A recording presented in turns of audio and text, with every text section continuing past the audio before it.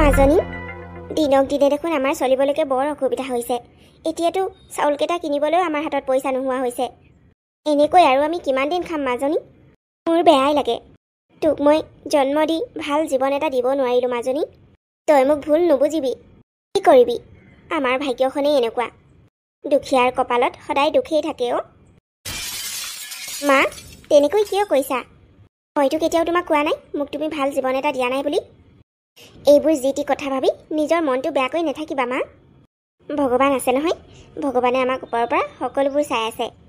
তেওঁ আমাক কেতিয়াও এনেকুৱা অৱস্থা নকৰে যে আমি নেখাই নেবৈ মৰি যাম। মই সোনকালে কিবা এটা কৰি আছোঁ। তইনো কি কৰিবি? কিমান চাকৰি বিচাৰিলি, নাই ক'তো এটাও নেপালি। যদি মই বেছিকৈ পঢ়াব পাৰিলোহেঁতেন নিশ্চয় পালিহেঁতেন। মোৰ গাতেই ভুল, ময়ে তোক ভালকৈ পঢ়াবও নোৱাৰিলোঁ। মা, নিজকে কিয় দুখ দি আছা বাৰু? পঢ়া শুনাৰ লগত কথা নাই। তেওঁলোকৰ কোম্পানীত যদি এমপ্লয়ি নালাগেই তেতিয়াহ'লে মোক কিয় ল'ব? মইতো অকল চাকৰি কৰিবলৈ তাত যোৱা নাছিলোঁ। যিকোনো কাম কৰিবলৈ মই সেই কোম্পানীটোত সাজু আছিলোঁ, কিন্তু কোনো ভেকেঞ্চি খালী নাই। চিকিউৰিটি, হাউচকিপিং একোৱেই ভেকেঞ্চি নাছিলে। সেইকাৰণে মই ঘূৰি আহিলোঁ। এতিয়া আৰু মই বিচাৰি যাম নহয়, য'তে যি কাম পাওঁ সেইটোৱে কৰিম। আৰু আমি বেছিদিন এনেকৈ দুখীয়া হৈ থাকিব নালাগে। আজি দেখোন খাবলৈকো একো নাই। আজি আমি কি খাম? মা, মোৰ বান্ধৱী এজনীৰ ঘৰত আজি ডাঙৰকৈ পাৰ্টি দিছে। তেওঁলোক ধনী মানুহ, তেওঁলোকৰ বহুত সা সম্পত্তি আছে। আজি আমি তাতেই ভাত খাই আহোঁগৈ ব'লা। তোক জানো মাতিছে? আমাৰ গোটেই ক্লাছটোকে মাতিছে। ঠিক আছে তেতিয়াহ'লে ব'ল। ঠিক আছে মা, ব'লা। বাহ, ইমান ধনী মানুহৰ ঘৰত মই কেতিয়াও আহি পোৱা নাই মাজনী। অঁ মা, এওঁলোক বহুত ধনী। ময়ো ধনী মানুহৰ ঘৰলৈ যাবলৈ বৰ মন যায়। সেইকাৰণে আজি পাৰ্টিলৈ আহিলোঁ। আচলতে তাই গমেই নাপায় মই আহিছোঁ বুলি। পাৰ্টিলৈ চাগে মানুহবোৰ অহাই নাই। জোনালী, তই ইয়াত? অঁ চিমৰন। এওঁলোক কোন বেবী? এয়া মোৰ বান্ধৱী ৰূপালী, ক্লাছৰ সকলোতকৈ পঢ়াত ভাল ছোৱালীজনী। হয় নেকি? মই যে তোমাক কৈছিলোঁ মা, ৰূপালী ঘৰখনৰ কথা, তাইয়ে হয়। কিন্তু এওঁলোক আহিব বুলি তুমিতো মোক কোৱা নাছিলা। মানে চিমৰনে গোটেই ক্লাছটোকে ইনভাইট কৰিলে, সেইকাৰণে মাক লৈ ময়ো আহিলোঁ। অ', ক্লাছটোক ইনভাইট কৰিছোঁ কাৰণে তই ভাবিলি তোকো ইনভাইট কৰিছোঁ বুলি। ৰূপালী, এই পাৰ্টি তোৰ নিচিনা মানুহৰ কাৰণে নহয়। আমাৰ ঘৰত আজি ডাঙৰ ডাঙৰ মানুহৰ কাৰণে পাৰ্টি দিয়া হৈছে। চেলিব্ৰিটি আহিব, মন্ত্ৰী আহিব। তোৰ নিচিনা দুখীয়া মানুহৰ কাৰণে পাৰ্টি দিয়া নাই নহয়। ক্লাছটোক ইনভাইট কৰাৰ অৰ্থ এইটো নহয় যে মই তোক মাতিছোঁ। আৰু আহিছেও আহিছে, এতিয়ালৈকে কোনো আলহী অহাই নাই। একদম সোনকালে আহি লৈছে। ঘৰত খাবলৈ নাছিলে নে কিয়ে নে ভগৱানেহে জানে আৰু। ৰূপালী, এয়া আমাৰ কোটিটকীয়া ঘৰ। তই চাগে জীৱনত কেতিয়াও ভাবিয়ে পোৱা নাই। তহঁতৰ নিচিনা মানুহৰ কাৰণে আমাৰ ঘৰত পাৰ্টি দিয়া নাই নহয়। এতিয়াই গুচি যা। চিমৰন, ভবা নাছিলোঁ তোমাৰ ব্যৱহাৰ এনেকুৱা বুলি। তুমিতো কলেজত ভালকৈয়ে কথা পাতিছিলা। কলেজত জাষ্ট মই ভালকৈ কথা পাতিছিলোঁ তোমাৰ লগত। তাকে বুলি কি তুমি মোৰ ঘৰলৈ আহি পেলাবা নেকি? হ'ব, আমাৰ ভুল হ'ল, আমি এতিয়া গুচি গৈছোঁগৈ। আচলতে মাজনীয়ে চাগে কিবা ভুলকৈ শুনিলে, সেইকাৰণে আহিলোঁ। একো নাই দিয়ক, এতিয়ালৈকে আলহী অহা নাই নহয়, আমি গুচি যাওঁগৈ। আপোনালোকেতো যাব লাগিবই এনেও আণ্টি। নেক্সট টাইম যাতে নিজৰ ছোৱালীয়ে যি কয় সেইটো মানি বেলেগৰ ঘৰলৈ যাতে গুচি নাযায়। চিমৰন, তুমি আজি নিজৰ কোটিটকীয়া ঘৰখনক লৈ ইমান অহংকাৰ কৰিছা নহয়। চাবা, এদিন মই তোমালোকৰ এই কোটিটকীয়া ঘৰখন কিনি পেলাম। মাজনী, এইবোৰ তুমি কি কথা কৈছা? তুমি মনে মনে থাকা মা। হ'ব, ঘৰত খাবলৈ চাউল এটা নাই হ'বলা, সেইকাৰণে পাৰ্টিলৈ গুচি আহিছে। আৰু মোৰ ঘৰ কোটিটকীয়া ঘৰটো কিনি লয়। মা, শুনিছানে এওঁলোকৰ কথা? এই ভিক্ষাৰীবোৰ তেনেকুৱাই অ'। সিহঁতৰ ডাঙৰ ডাঙৰ কথা কোৱাৰ বাহিৰে বেলেগ কি কাম আছেনো? বেলেগটো একো কৰিব নোৱাৰে, সেইকাৰণে ডাঙৰ ডাঙৰকৈ কথাকেই কয়। কাৰণ কথা ক'লে একো পইচা পাতি নাযায় নহয়। হ'ব, কিনিবি, মইতো ভালেই পাওঁ। তই যদি আমাৰ ঘৰখন কিনি ল, তেতিয়াহ'লে আমি আৰু ভাল এখন ঘৰ বনাব পাৰিম। এতিয়া প্লিজ ইয়াৰ পৰা যাগৈ। আমাৰ আলহী আহিলে তহঁতক দেখিলে কি বুলি ভাবিব বোলে ভিক্ষাৰীকো মাতিছে নেকি পাৰ্টিলৈ বুলি। এদিন তোৰ এই সকলো অহংকাৰ মই ভাঙিম, চাই থাকিবি চিমৰন। মই তোক চেলেঞ্জ দিছোঁ। মা, মাজনী, আজি চিমৰণৰ ঘৰত যি হ'ল তাৰ কাৰণে মোৰ বৰ বেয়া লাগিছে। মিছাতে তোমালোকৰ মাজৰ সম্পৰ্কটোৱে বেয়া হৈ গ'ল। আগতে যেনেকৈ নহওক ভালেই আছিল দুজনী বান্ধৱীৰ মাজত। এনেকৈ কিয় কৈছা মা? আমি গ'লো ভালেই হ'ল। তাইৰ আচল চৰিত্ৰটো গম পালোঁ। কিন্তু এটা কথা নহয়, তুমি যে ক'লা চেলেঞ্জ কৰি পেলাই সিহঁতৰ ঘৰটো কিনি ল'ম বুলি, ইমান ডাঙৰ কথা কোৱাৰ কি প্ৰয়োজন আছিল? চাউল কিনিবলৈ পইচা নাই আৰু ঘৰ কিনাৰ কথা কৈ থৈ আহিছ। অঁ মা, সেইটো কথা ময়ো ভাবিছোঁ। খঙতেতো মই কৈ দিলোঁ মুখৰ পৰা। পাছতহে মই ভাবিছোঁ কিয় ক'লোঁ বুলি। কিন্তু এতিয়া ক'লোঁ যেতিয়াতো কিবা এটা কৰিবই লাগিব, নহ'লে বৰ লাজত পৰিব লাগিব। সেইবোৰ কথা বাদে, যি হ'ল হ'ল। এইবোৰ কিনাৰ কথা এতিয়া ভাবি নিজকে কষ্ট দিব নালাগে। নাই মা, মই ক'লোঁ নহয় কিনিম বুলি, কিনিবই লাগিব। তুমি চিন্তা নকৰিবা, মই কিবা এটা নিশ্চয় কৰিম। ভগৱানে মোক সহায় কৰিব, মোৰ বিশ্বাস আছে। মই আৰু এতিয়া ঘৰত বহি থাকিলে নহ'ব। চাকৰি পাওঁ, যি কাম পাওঁ তাকেই কৰিবলৈ যাব লাগিব। ছাৰ, যেনেকৈ হ'লেও কিবা এটা কাম দিয়ক। যিকোনো কাম কৰিবলৈ মই সাজু।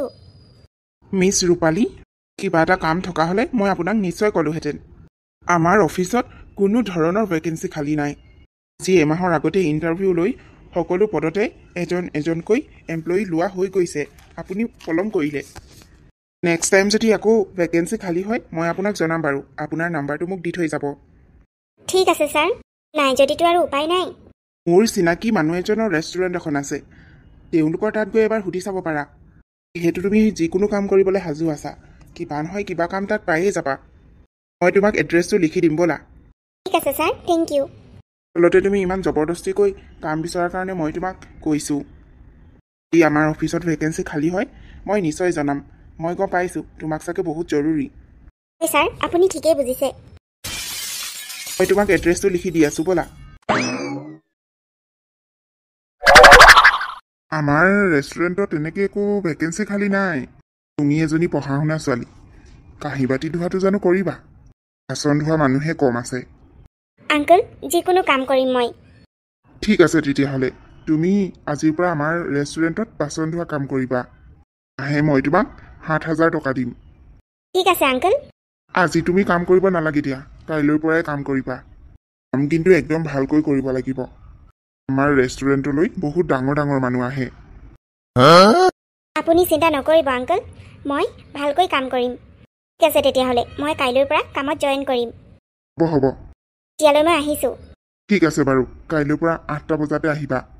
হ'ব আংকল।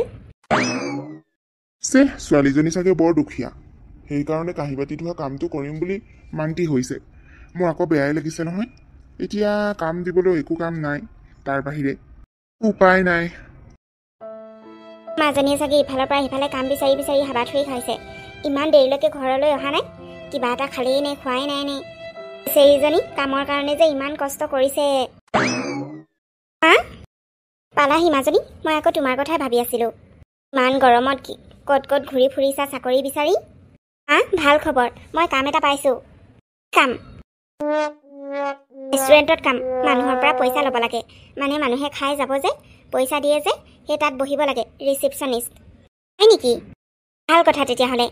কাইলৈৰ পৰা মই যাব লাগে, ৰাতিপুৱা 8টা বজাৰ পৰা গধূলিলৈকে। ঠিক আছে, যাবা বাৰু। এতিয়া তুমি গাটো ধুই লোৱা, মই ভাতকেইটা বাঢ়ি দিওঁগৈ। একো খোৱাই নাই নহয় দিনটো।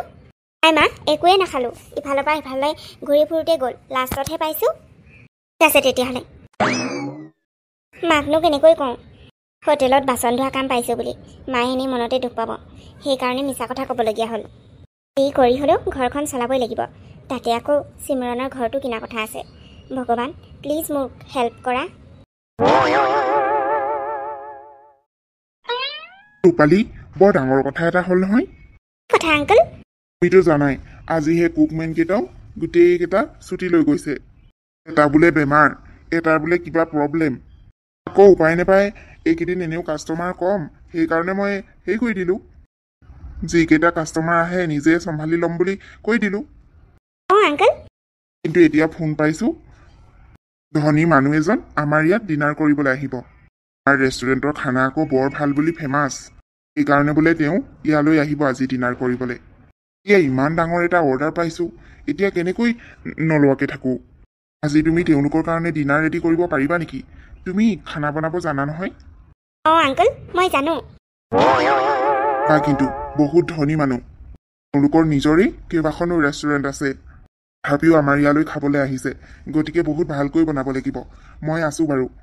তোমাক মই সহায় কৰি দিম কিন্তু বনোৱা মেলাবোৰ তুমিয়ে কৰিব লাগিব ঠিক আছে আংকল আচলতে মই বহুত ভালকৈয়ে বনাওঁ কিন্তু আজিলৈকে চান্স পোৱা নাই বুলিহে ঠিক আছে আজি তোমাৰ বিশ্বাসত তোমাক মই এই দায়িত্বটো দিছোঁ আকৌ পাছত লাজত নেপেলাবা চিন্তা নকৰিব আংকল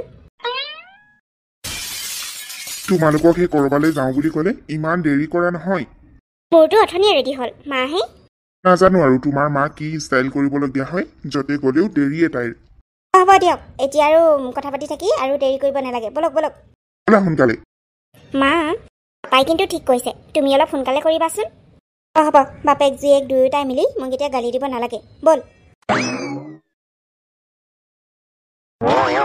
আমাৰ ইয়াত ডিনাৰ কৰি কেনেকুৱা পালে ৰিভিউটো দি থৈ যাওক আপোনালোক আমাৰ হোটেলখন চইচ কৰাৰ কাৰণে আমি বহুত সুখী বৰ ভাল বনাইছে ভাল লাগিল খাই ইমান টেষ্টি খানা কেতিয়াও খাই পোৱা নাই অঁ সঁচাকৈ খাই খুব ভাল লাগিল আপোনালোকৰ কুকমেনকেইটাক আমাৰ ৰেষ্টুৰেণ্টবোৰলৈ মাতিব লাগিব প্ৰশিক্ষণ দিবলৈ আমাৰ ৰেষ্টুৰেণ্টতো ভালকৈয়ে বনায় কিন্তু ইমান টেষ্টি খানা কেতিয়াও খাই পোৱা নাই আচলতে ছাৰ যি খানা কুকমেনে বনোৱা নাই কি তেতিয়াহ'লে কোনে বনাইছে আপুনি বনাইছে নাই ছাৰ ময়ো বনোৱা নাই আচলতে আমাৰ হোটেলতে ছোৱালী এজনীয়ে কাম কৰে তাই বাচন ধোৱা কাম কৰে আজি সেই কুকমেনকেইটা ছুটীত থকাৰ কাৰণে মই তাইকে দায়িত্ব দিলোঁ আপোনালোকৰ কাৰণে ডিনাৰ বনাবলৈ নেকি বৰ ভাল কথা তাই ইমান ধুনীয়াকৈ যদি খানা বনাব পাৰে তেতিয়াহ'লে আপুনি কুকমেনৰ ঠাইত তাইক ৰাখিব নোৱাৰে কিয় যদি আপুনি ৰাখিব নোৱাৰে তেতিয়াহ'লে আমাৰ ৰেষ্টুৰেণ্টতে তাই কাম কৰিব পাৰিব মই তাইক কুকমেনৰ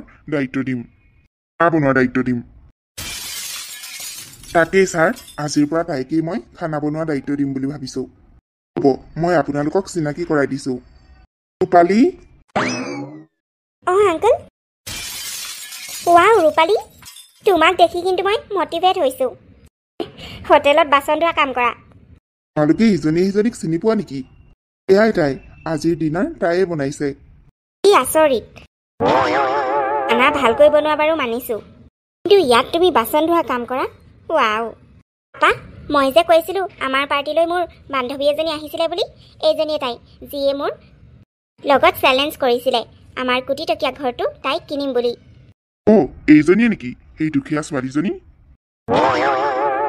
এনেকৈ বাচন ধুই থাকিলে কেতিয়া কিনিবা আমাৰ ঘৰটো তোমাৰ নিচিনা নীলা ছোৱালী মই কেতিয়াও দেখা নাই মুখত ডাঙৰ ডাঙৰ কথা আৰু কাম কৰে একেবাৰে নিকৃষ্ট বাচন ধোৱা টকাৰে ময়ো চাওঁ নহয় কেনেকৈ আমাৰ কোটিটকীয়া ঘৰটো কিনা হ'ব বেবী এইক আৰু এইবোৰ কথা কৈ লাভ আছেনে মুখৰ পৰা এনেই কথাবোৰহে কয় এওঁলোকে একো এটা কাম কৰিব নোৱাৰে নহয় খানা ভালকৈ বনালেই কাৰোবাৰ ঘৰটো কিনি ল'ব নোৱাৰি এয়া নাপাব আপোনালোকৰ ৰেষ্টুৰেণ্টলৈ আহি ভাল লাগিল কিন্তু এইক আমি একেবাৰে ভাল নাপাওঁ আহিছিল এদিন মাকৰ লগত আমাৰ ঘৰত পাৰ্টি খাবলৈ দুখীয়া মানুহৰ জানো আমাৰ নিচিনা ধনী মানুহৰ ঘৰত তাই আছে সেই পাৰ্টিটো দুখীয়া মানুহলৈ আমি ৰখা নাছিলোঁ আচলতে সেইদিনাখন আমাৰ বেবীয়ে তাইক পাৰ্টিৰ পৰা যাবলৈ দিলে কিন্তু তাই কি ক'লে জানেনে আমাৰ হেনো কোটিটকীয়া ঘৰটো তাই হেনো এদিন কিনি ল'ব এতিয়া আপোনাৰ হোটেলত দেখিছোঁ বাচন ধুৱে বাৰু আমি বেয়া পোৱা নাই যি ক'লা ক'লা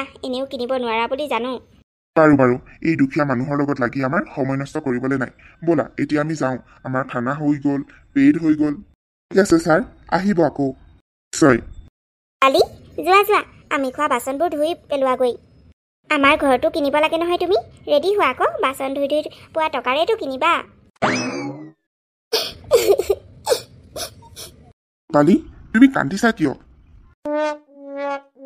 আংকল সেইদিনাখন তেওঁলোকে মোক বহুত অপমান কৰিছিলে তেওঁলোকৰ ঘৰত আনকি লগত মোৰ মাও আছিলে মই খঙতে সেইকাৰণে তাহাঁতৰ ঘৰটো কিনি ল'ম বুলি কৈ দিলোঁ তেওঁলোকে আজি আপোনাৰ আগত আকৌ মোক অপমান কৰিলে হ'ব দিয়া এইবোৰ সৰু কথাত কিয় কান্দে মই গম পাইছোঁ তেওঁলোক বহুত অহংকাৰী মানুহ যে তুমি বহুত কাম কৰিলা এতিয়া খন্তেক ৰেষ্ট লৈ ঘৰলৈ গুচি যাবাগৈ ঠিক আছে আংকল হ'ব দে কামৰ পৰা অহাৰ পৰা কান্দিয়ে আছ এনেকৈ কান্দি থাকিলে সমস্যা সমাধান নহয় নহয় নিজৰ কাম কৰি যা আনে ইনচাল্ট কৰিছে গালি দিছে এইবোৰ ভাবি মন দুখ কৰি থাকিলে জীৱনত কেতিয়াও সুখী হ'ব নোৱাৰিবি তাহাঁতৰ ঘৰ কিনা কথা বাদ দে ঘৰখনত কেনেকৈ ভালকৈ থাকিব পাৰি কেনেকৈ ঘৰখন চলাই নিব পাৰি সেইটো কথা ভাব নাই মা মই যদি তাহাঁতৰ ঘৰখন কিনিব নোৱাৰোঁ মোৰ মুখৰ একো ভেলু নাইকিয়া হৈ যাব মই সেইকাৰণে ভাল কাম এটা বিচাৰি আছোঁ, কিন্তু মই পোৱা নাই। আংকলে কৈছে মোক হেনো খানা বনাব লাগিব কাইলৈৰ পৰা। দৰমহাও বঢ়াইছে, কিন্তু সেয়া দৰমহাও মোৰ কাৰণে কম হৈছে।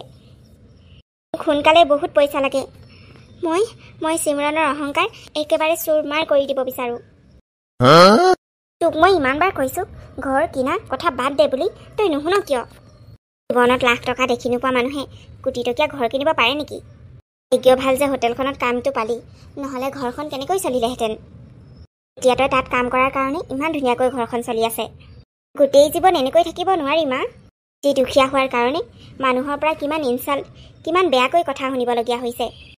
অন্ততঃ মই এনেকুৱা এটা জীৱন জীয়াই থাকিব নোৱাৰোঁ, এইটো জীৱনত সদায় আনৰ পৰা এটা মস্কৰা পাবলগীয়া হয়। এদিন ভাল দিন আহিব। ভালকৈ কাম কৰাচোন। এতিয়া যেনেকৈ অলপমান ওপৰ পদলৈ গলি, তেনেকৈ আৰু অলপ ওপৰলৈ গৈ থাকিবি। এনেকৈ জানো মনটো মাৰি থাকিলে সমস্যা সমাধান হ'ব? তুমি ঠিকেই কৈছা মা, এনেকৈ মন মাৰি থাকিলে নহ'ব। আচলতে মই ষ্ট্ৰং হ'ব লাগিব। আপোনাৰ ওচৰলৈ মই বহুত বিশ্বাসত আহিছোঁ, কিন্তু আচলতে গোটেই ষ্টেটৰে মানুহ আহিব। আপুনিতো জানেই মই নিজেই টেণ্ডাৰ দিয়া ৰেষ্টুৰেণ্টৰ মানুহেই বহুত আহিব। এইবাৰ প্ৰথমবাৰৰ কাৰণে আপোনালোকক মই ইনভাইট কৰিছোঁ। যদি আপোনালোকে ভাল পাৰফৰ্মেঞ্চ দিয়ে তেতিয়াহ'লে কিন্তু আপোনালোকৰ কাৰণেই ভাল।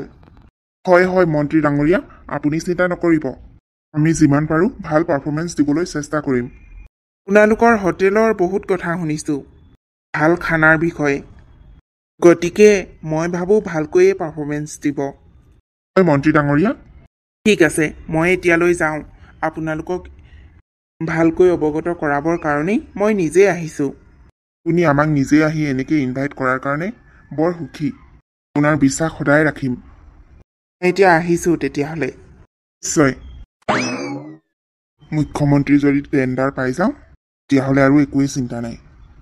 ভৱেন্দ্ৰ শইকীয়া ইমান ৰেষ্টুৰেণ্ট কিহৰ কাৰণে বনাব পাৰিছে? একমাত্ৰ মুখ্যমন্ত্ৰীৰ হাতত থকাৰ কাৰণে। তেওঁ আজি কোটিপতি। ৰূপালীৰ কাৰণেও এইটো ভাল চান্স। আশীৰ্বাদ কৰিবা মা, যি মুখ্যমন্ত্ৰীৰ ঘৰত যাতে আমাৰ পাৰফৰ্মেঞ্চটো ভাল হয়। আংকলে কৈছে মুখ্যমন্ত্ৰীৰ ঘৰত যদি আজি ভালকৈ খানা বনাই দিব পাৰোঁ, মানুহে যদি ভাল পায় তেতিয়াহ'লে বোলে বহুত পইচা পাম, আৰু তেওঁ বহুত টেণ্ডাৰ দিব ৰেষ্টুৰেণ্টৰ কাৰণে। মই জানো তই ভালকৈ কৰিবি। আজি পাৰ্টিত মানুহবোৰে বেলেগতকৈ তোৰ খানাবোৰ বেছি খাই ভাল পাব। আশীৰ্বাদ সদায় তোৰ লগত আছে। ঠিক আছে মা, তেতিয়াহ'লে মই এতিয়া যাওঁ। সময়মতে পাবগৈ লাগিব। যা। ভগৱান, ছোৱালীজনীক ভালকৈ চাবা, তাই যাতে ভৱিষ্যতে আগবাঢ়ি যায়, তাৰ কাৰণে আশীৰ্বাদ কৰিবা। এইবোৰ বাৰু কি খানা বনাইছে? মুখ্যমন্ত্ৰীৰ ঘৰত পাৰ্টিত হৈ ইমান বেয়া খানা দিবলৈ আহিছে। সঁচাকৈ পাই, এয়া বহুত পুৰণা খানা যেন লাগিছে, একদম 2-3 দিনৰ আগৰ। হয়, টেষ্ট বোলা বস্তুটোৱে নাই। খানা কেনেকুৱা পাইছে? এইবোৰ কি খানা CM ছাৰ? যি আপোনালোকৰ ঘৰত গোটেই ৰাজ্যখনকে মাতি খানা দিছে, এনেকুৱা একো সোৱাদেই নাই এইবোৰ খানাত। এনেকুৱা লাগিছে কালি পৰহিয়ে বনাই থোৱা নিচিনা। কি? এয়াতো মিষ্টাৰ ভৱেশৰ ৰেষ্টুৰেণ্টৰ খানা। ৰেষ্টুৰেণ্টৰ কি কথা আমি নাজানো। তাহাঁতৰ টিমটোৰ খানা হয়। খানা কিন্তু একেবাৰে বেয়া। বাৰু আপোনালোক খন্তেক ৰ'ব, মই আপোনালোকৰ কাৰণে ভাল খানা ৰেডি কৰাই আছোঁ। এইবোৰ কি মিষ্টাৰ ভৱেশ? আপোনালোকৰ পৰা কিন্তু মই এইটো আশা কৰা নাছিলোঁ। আপোনাক মই ইমান বিশ্বাসত গোটেই ৰেষ্টুৰেণ্টৰ টেণ্ডাৰবোৰ আপোনাক দিলোঁ, আৰু আপুনি মোৰ পাৰ্টিতে আজি ইমান বেয়া খানা বনালে। আনকি পুৰণা খানা দিছে। 2-3 দিনৰ আগৰ খানা দিবলৈ আপোনাৰ সাহস ক'ত হ'ল? এতিয়া গোটেই মানুহৰ আগত মই লাজ পাবলগীয়া হৈছে। ৰূপালী, গোটেই মানুহবোৰৰ কাৰণে খানা ৰেডি কৰি দিছোঁ, আৰু সকলোৱে খাই খুব ভাল পাইছে। আপুনি চিন্তা নকৰিব খানা নুজুৰিব বুলি। মই বহুত বেছিকৈ বনাইছোঁ, আৰু সকলোৱে খাই পেট ভৰাই খাব পাৰিব। থেংক ইউ ৰূপালী। আজি তুমি নোহোৱা হ'লে হয়তো মই বহুত লাজত পৰিবলগীয়া হ'লহেঁতেন। নেক্সট ইলেকশ্যনৰ কাৰণে মোক কোনেও ভোট নিদিলেহেঁতেন। CM ছাৰ, খানা বহুত ভাল লাগিলে খাই। ইমান টেষ্টি খানা কেতিয়াও খাই পোৱা নাছিলোঁ। আপোনালোকৰ পাৰ্টিতহে আজি খাবলৈ পাইছোঁ। প্ৰথমতে খানা বেয়া পোৱাৰ কাৰণে আপোনাক বহুত কিবা কিবি কথা কৈ দিয়াৰ কাৰণে বেয়া নাপাব। ইমান সস্তীয়া হোটেল আপুনি আচলতে মাতিবই নালাগিছিল। একো নাই বাৰু, পিছত দিয়া খানাখিনি খাই আমি খুব ভাল পালোঁ। অঁ ছাৰ, আমাৰ নেক্সট ভোটটো কিন্তু আপোনাক দেই। এতিয়া আমি যাওঁ। হয়, ভাল বাৰু। দেখিলে ছাৰ, সকলোৱে খানা খাই খুব ভাল পাইছে। Thank you Rupali, thank you so' much. Sir Bhabesh, আজি মই আপোনাৰ পৰা সকলো হোটেলৰ টেণ্ডাৰবোৰ ঘূৰাই লৈছোঁ আৰু এই সকলো টেণ্ডাৰ মই ৰূপালীক দিম। মোৰ ৰূপালীৰ ওপৰত ভৰসা আছে। থেংক ইউ ছাৰ, আপুনি মোক ইমান ডাঙৰ দায়িত্ব এটা দিলে। মই বহুত সুখী। কিন্তু ছাৰ, এবাৰতো মোক চান্স দিয়ক। নাই, মই আপোনাৰ নিচিনা ধকেবাজ মানুহক কেতিয়াও বিশ্বাস নকৰোঁ। আৰু এটা কথা, আপুনি থকা ঘৰটো মই আপোনাক দিয়া, গতিকে ঘৰটো সোনকালে খালী কৰি দিব। কি? অঁ, আপুনি ঠিকেই শুনিছে। মই আপোনাক সেই ঘৰটো তাত বনাবলৈ পাৰ্মিশ্যন দিছিলোঁ। আপোনাৰ নিজৰ কাগজ পত্ৰ একো প্ৰমাণ নাই। আপুনি মোৰ ভাল বন্ধুৰ কাৰণেই মই আপোনাক দিছিলোঁ, কিন্তু এতিয়া মই সকলো ঘূৰাই ল'ম। আপুনি যদি ঘৰটো এনেকৈ লৈ লয়, আমি ক'ত থাকিম? বহুত কষ্টৰে ঘৰটো বনাইছোঁ। কষ্ট কি মই সেইবোৰ নাজানো। মুঠতে মই দিয়া সকলোবোৰ মই আপোনাৰ পৰা ঘূৰাই ল'ম, সিমানেই কথা। আপুনি এতিয়া যাব পাৰে। ৰূপালী, এনেকৈ ভালকৈ কাম কৰি যাবা। আৰু মিষ্টাৰ ভৱেশহঁতৰ ঘৰটো যেতিয়া মই ঘূৰাই লৈছোঁ, আজিৰ পৰা মই তোমাক দিছোঁ সেই ঘৰটো। তোমাৰ কাৰণে মই সকলো কাগজ পত্ৰ বনাই দিম আৰু তুমি আৰু তোমাৰ মা তাতেই থাকিবা। ঘৰটো নিলাম কৰা হ'ব। ইমান টকা লাগে মই তোমাক দিম আৰু তুমি সেই ঘৰটো কিনি ল'বা। ঠিক আছে ছাৰ, আপোনাক বহুত ধন্যবাদ দিছোঁ। দেখিলা চিমৰন, সময়ৰ কাঁটাডাল কেনেকৈ ঘূৰি যায়। এদিন তুমি মোক বহুত ইনচাল্ট কৰিছিলা মই তোমালোকৰ ঘৰটো কিনিব নোৱাৰিম বুলি। আজি চোৱাচোন, মই তোমালোকৰ ঘৰটো কিনি ল'লোঁ। এদিন মোক তুমি ভিক্ষাৰী দুখীয়া বুলি হাঁহিছিলা। আজি তুমি কোৱা, কোন ভিক্ষাৰী কোন দুখীয়া? ইমান অহংকাৰ কেতিয়াও ভাল নহয়। আজি তোমাৰ জেগাত মই আৰু মোৰ জেগাত তুমি থিয় হৈ আছা। এতিয়া গম পাবা কিমান কষ্ট, কিমান দুখ। এতিয়া চাগে তোমাৰ অহংকাৰ ভাঙিলে, নহয়নে? ৰূপালী, তোমাক ইনচাল্ট কৰাৰ কাৰণে প্লিজ মোক ক্ষমা কৰি দিয়া। তুমি ঠিকেই কৈছা, মোৰ অহংকাৰ এতিয়া ভাঙিলে। ভবা নাছিলোঁ মই আমাৰ জীৱনটো এদিন এনেকুৱা হৈ যাব বুলি। ক্ষমাটো মই তোমাক কৰি দিলোঁ। তুমি মোৰ বান্ধৱী, গতিকে মই তোমাক কিয় ক্ষমা নকৰিম। কিন্তু ভৱিষ্যতে যাতে কেতিয়াও পাহৰি নোযোৱা, মানুহৰ অহংকাৰী অধপতন হয়। যি তোমালোকৰো সেইটোৱে হ'ল। এতিয়া আপোনালোকে যাব পাৰে। মা, মই বহুত সুখী। আজি তোমাক মই ইমান ভাল এটা জীৱন দিব পাৰিছোঁ। এয়া সকলো মোৰ কষ্টৰ পৰা। অঁ মাজনী, তোৰ এই সফলতা দেখি মই বহুত সুখী। ভগৱানে তোক আশীৰ্বাদ কৰক, মই সেইটোৱে বিচাৰোঁ। তই আৰু ভালকৈ কাম কৰি যায়। এইবোৰ সকলো তোমাৰ আশীৰ্বাদতে হৈছে মা। তুমিয়ে মোৰ কাৰণে ভগৱান।